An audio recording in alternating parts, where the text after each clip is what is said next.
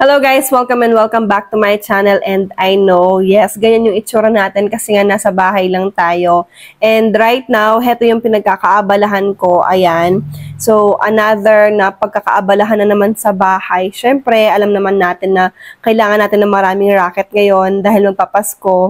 At ito nga yung gusto kong i-share sa inyo ngayon. So, i-watch nyo tong video hanggang sa dulo kasi nilagay ko na din doon yung parang pinaka-tutorial niya kung paano natin kukunin yung mga naipon natin dito.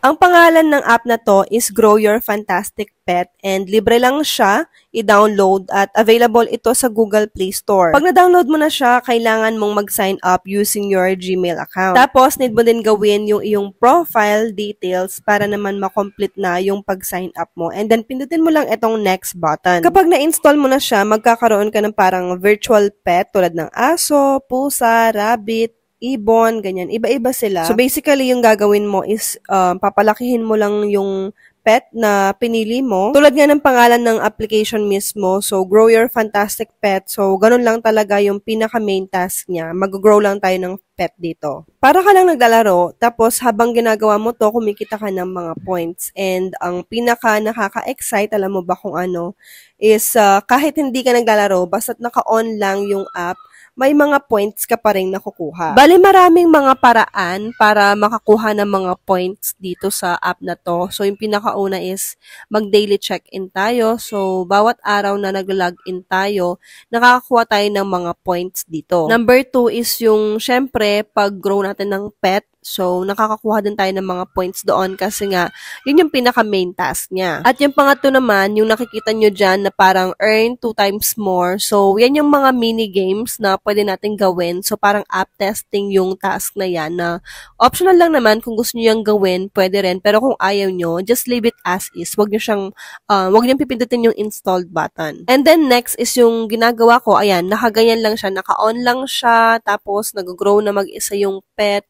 And nakakakuha na ako ng mga points dyan na hindi ko namamalayan. So, yan lang. Ginagawa ko siya kapag halimbawa nanonood ako ng TV, naglalaba, or kung ano man yung ginagawa ko sa bahay. Ganyan lang, iiwan ko lang siya at meron na akong makukuhang mga points nun. Next is yung referral system nila. Syempre, sa lahat ng mga earning app na ganito, merong mga referral system yung mga yan. So, optional lang naman itong ganito. Pero kung gusto nyo, pwede rin naman kasi may mga points din silang binibigay. Pero syempre, reminder lang ha, hindi ito kapalit ng full-time job mo, and ang goal lang naman ng app na to is para sa extra income lang. Ang kagandahan lang sa app na to talaga is yung kahit na iwan mo lang siyang naka-on, kahit na marami kang ginagawa, or kahit na sa free time mo, ganyan, nanonood ka, or naglalaba, or kung ano man yung ginagawa mo sa bahay, pwede mo siyang iwan, tapos nakakakuha ka na ng mga points na hindi mo namamalayan. At yun nga, nasubukan ko na nga kasing mag-payout dito, kaya ayun, sinishare ko siya sa inyo.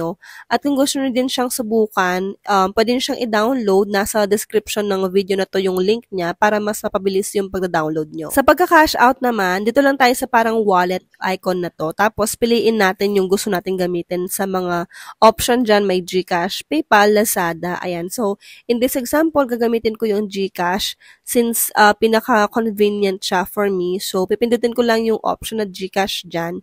And then, ilalagay ko lang yung mga kailangan nila para ma-send nila doon sa aking pinili nga na payment option yung aking kinita or naipon dito. At heto naman yung mga kailangan nila. So, yan lang yung i-fill out natin in order for us to continue. Tapos, after nun, pipindutin lang natin yung verify sa baba para ma-complete na natin yung ating request. Kapag pala magka-cash out kayo dito, wag niyong kakalimutang magtira ng 0.01 cents sa inyong account kasi mas mabilis yung pag-reflect ng ating parang kinita kapag ganun yung ginagawa natin. For some reason, hindi ko rin alam yung explanation dyan, pero yun kasi yung ginagawa ko, and yung pagbabayad nila dun sa ating naipon dyan is mabilis lang naman, as in wala man isang oras, papasok agad yan sa ating pinili dyan sa mga option na yan, yung GCash, PayPal, or Lazada. So, ayun, mga ka-extra kita, sana nakatulong itong video na to sa paghahanap mo ng legit at simpleng paraan para kumita sa GCash.